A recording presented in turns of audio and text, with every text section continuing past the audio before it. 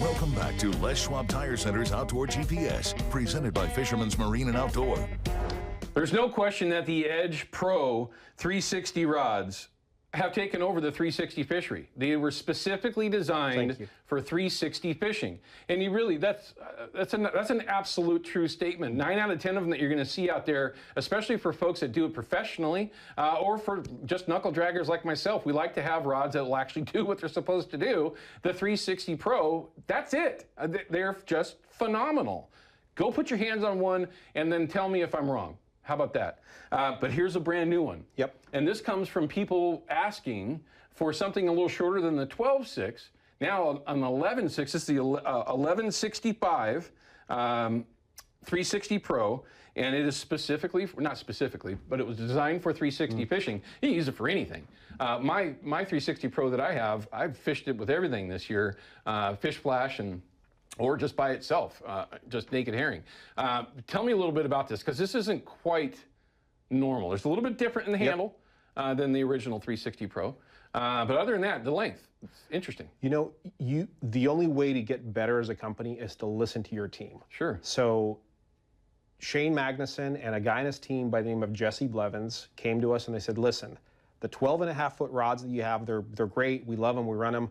It's hard for our clients to net those fish if they're by themselves, if we have to have a camera on board.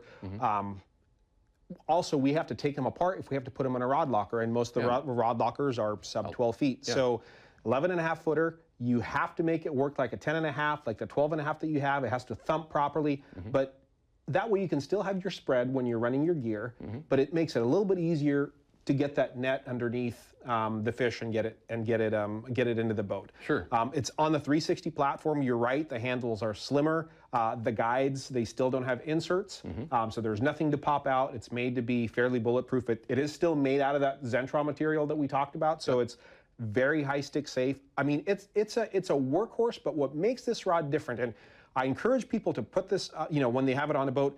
It'll look like it has a little bit of a flat spot, and it may look a little odd, but it's specifically designed that way to just kick that flasher over, just to kick as it's going around, as it gives it that kick, gives it that kind of erratic shake, and they'll come over and they'll check it out. Okay, that's interesting. And we're so humbled the fact that it has just become just a 360 rod for the Pacific Northwest. I'll tell you, it's your business. I'm a TV host. Okay, I'm lucky enough that they sponsor my show and that they're willing to work with Outdoor GPS. I'm very flattered just for that.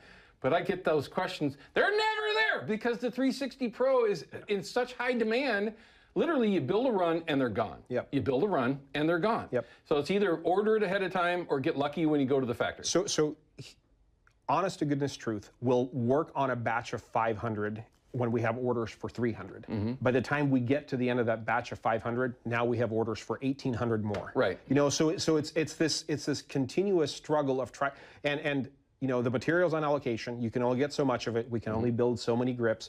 So just please be patient. Thank you. Just we're working as fast as we can. Yeah, I mean, it's worth, if you end up having to wait, it's worth the wait. Give a pull on that. You had just about broke that other rod, but this thing here, just no.